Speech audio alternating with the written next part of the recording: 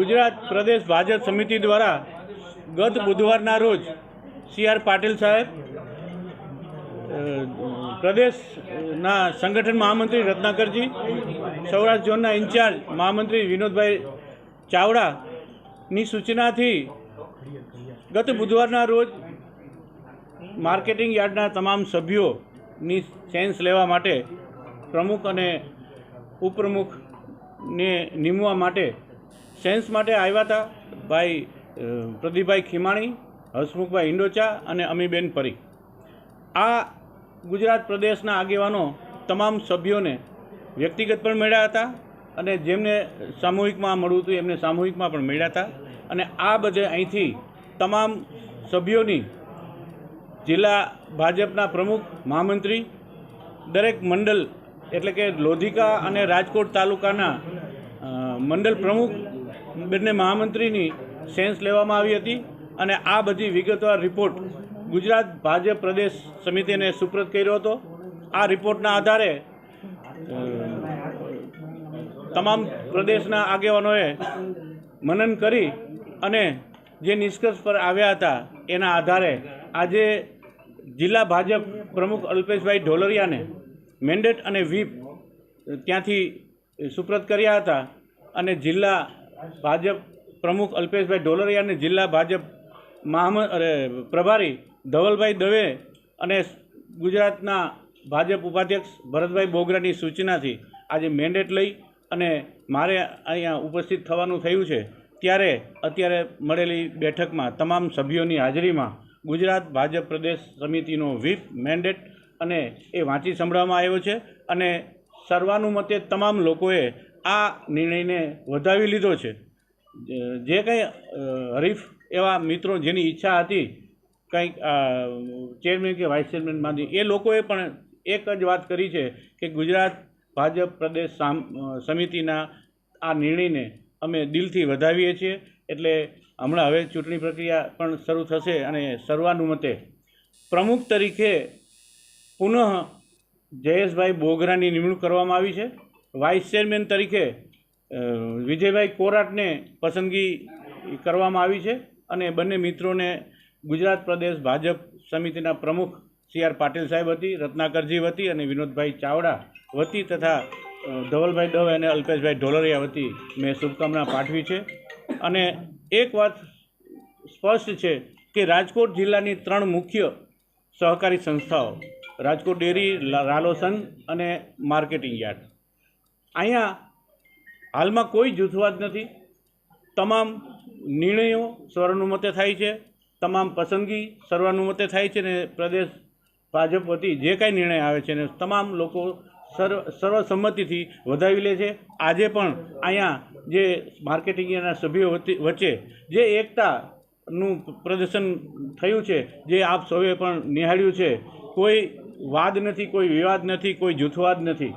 માત્ર એક જ વસ્તુ છે કે જ્યારે નરેન્દ્રભાઈ મોદી જે સહકારની પ્રવૃત્તિને વિકસાવવા માટે અલગ સહકાર ડિપાર્ટમેન્ટ શરૂ થયું છે, આપણા ચાહીતા નેતા અમિતભાઈ શાહને એના મંત્રી, કેબિનેટ મંત્રી તરીકે બેસાડવામાં આવે છે. તો ગુજરાત અને ભાજપમાં સહકારી માળખું કેમ સુંદર રીતે કામ કરે. આપ સૌ જાણો છો કે રાજકોટ ડેરી હોય કે રાલો હોય કે માર્કેટિંગ યાર્ડ અત્યારે ખેડૂતો માટે અને સહકારી મિત્રો માટે પ્રમાણિકપણે કામ થઈ રહ્યું છે અને વધુ સારી રીતે કામ ભવિષ્યમાં થશે. આટલું જ કહીને હું વિરમું છું. બાપુ, પરસોત્તમ સાવલિયાને ક્યાંક દુઃખ લાગ્યું એવું લાગે છે? ક્યાંય મને લાગ્યું, પરસોત્તમભાઈ મારી બાજુમાં જ બેઠા હતા અને પરસોત્તમભાઈએ જ સૌથી મને પહેલાં એ કીધું કે બાપુ જે નિર્ણય થાય આપણે સૌએ દિલથી વધાવવાનો છે. ગાંધીનગર સુધી લોબિંગ થયું આ યાર્ડ જેવી ચૂંટણી માટે શું કહેવાનું? એ મને ખ્યાલ એટલા માટે, લોબિંગ તો એટલા માટે લોકશાહીમાં થવું જ જોઈએ. કેમ કે સૌએ પોતાની વાત રજૂ કરવા માટેની પૂરતી તક મળવી જોઈએ. અને ગુજરાત પ્રદેશ ભાજપ સમિતિ માને છે કે જે કાંઈ છે એ એવા સારા વાતાવરણ વચ્ચે લોબિંગ થાય, રજૂઆત, એને લોબિંગ ન કહેવાય પણ રજૂઆત તો થાય. આજ મને પણ ઈચ્છા હોય કે હું આગળ ક્યાંક હોદ્દા ઉપર બિરાજું તો લોબિંગ તો થાય, પણ લોબિંગની વાત જુદી છે. અને પછી ચૂંટણી થયા પછી જે એકતાને થી વાત ભાઈચારા સાથે જે કામ થઈ રહ્યું છે, જે યાર્ડમાં પણ બતાવી છે, રાલોમાં પણ બતાવી છે અને રાજકોટ ડેરીમાં પણ બતાવી છે. અત્રે એક વાત આપને હું કહી દઉં કે જિલ્લા સહકારી આગેવાન જયેશભાઈ રાદડિયાના નેજા હેઠળ જે સહકારી પ્રવૃત્તિમાં પ્રમાણિકપણે કામગીરી થઈ રહી છે, યોગ્ય વ્યક્તિની પસંદગી પણ થઈ રહી છે અને પ્રદેશ ભાજપ વતી જે સૂચના આવે છે એનો ચુસ્તપણે અમલ કરવામાં આવે છે. આજરોજ બીજી ટર્મ માટેની ચૂંટણીમાં ભારતીય જનતા પાર્ટીના પ્રદેશ પ્રમુખ માનનીય શ્રી આર પાટીલ સાહેબ, ગુજરાતના મૃદુ અને મક્કમ મુખ્યમંત્રી માનનીય ભૂપેન્દ્રભાઈ પટેલ, પ્રદેશના સમગ્ર નેતૃત્વ તેમજ જિલ્લા ભાજપ પ્રમુખ, પ્રભારી, મહામંત્રીશ્રીઓ અને એમની ટીમ અને ખાસ મારા 19 સાથી ડિરેક્ટરોના સહકારથી જે મને બીજી ટર્મ માટે રાજકોટ માર્કેટિંગ યાર્ડ, જે સૌરાષ્ટ્રનું પ્રથમ નંબરનું યાર્ડ છે અને એમને મને આ યાર્ડની સત્તા અને ધુરા સોંપેલ છે એ બદલ હું સૌનો આભારી છું અને આભાર માનું છું. એવી જ રીતે સહકારી આગેવાન રાજકોટ જિલ્લાના તમામનો હું પણ આભાર માનું છું. આ તકે મારી ઉપર જે વિશ્વાસ મૂક્યો છે એ પહેલી ટર્મમાં મને મેન્ડેટથી બેસાડવામાં આવ્યો અને મને જે કામ સોંપવામાં આવ્યું હતું એ કામ મેં અને મારી ટીમે પ્રમાણિકતાથી કર્યું છે.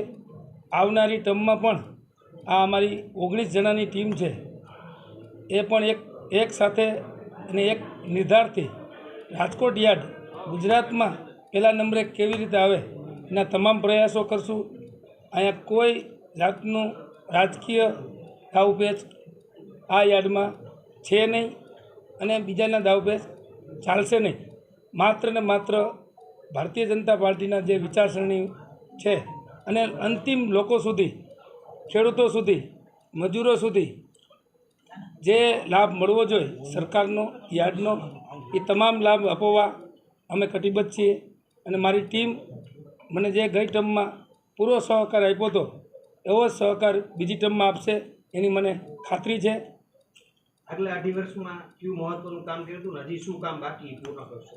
ખાસ ગઈ ખેડૂતો ટર્મમાં જે માલ રાખવાની જે સગવડતા યાર્ડમાં નહોતી, થોડી ગુંડાગર્દી જૂના યાર્ડમાં હતી, એ શેડ અમે બનાવી અને 15 વીઘાનો જે શેડ અમે બનાવ્યો છે એ ગુજરાતમાં આવો શેડ કોઈ પણ યાર્ડમાં એટલો મોટો છે નહીં અને એ શેડથી અમે અમારી આવક વધારી શક્યા છે.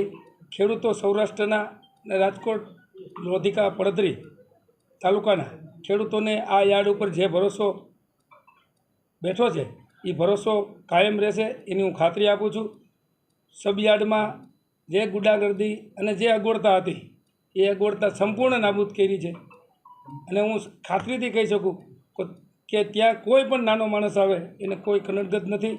અને મેં કાયમ હું મેસેજ દ્વારા કહું છું, કોઈને પણ ખેડૂતોને કે મજૂરોને કે દલાલોને કે વેપારીઓને કે લોકોને કાંઈ પણ તકલીફ હોય યાર્ડ બાબતે તો મને સીધો સંપર્ક કરી શકે છે અને એના માટે 24 કલાક મેં નંબર આપેલ છે. એ આજની તારીખે પણ મારા નંબર રાતે પણ ફોન કરે તો ઉપડે એ એમને ખાતરી બેઠી છે અને એથી આ રાજકોટ યાર્ડમાં જે લોકોનો વિશ્વાસ બેઠો છે એ વિશ્વાસ હું અને મારી ટીમ, વાઇસ ચેરમેન વિજયભાઈ અને સાથી ડિરેક્ટરો કાયમી જાળવી રાખશું એની હું ખાતરી આપું છું.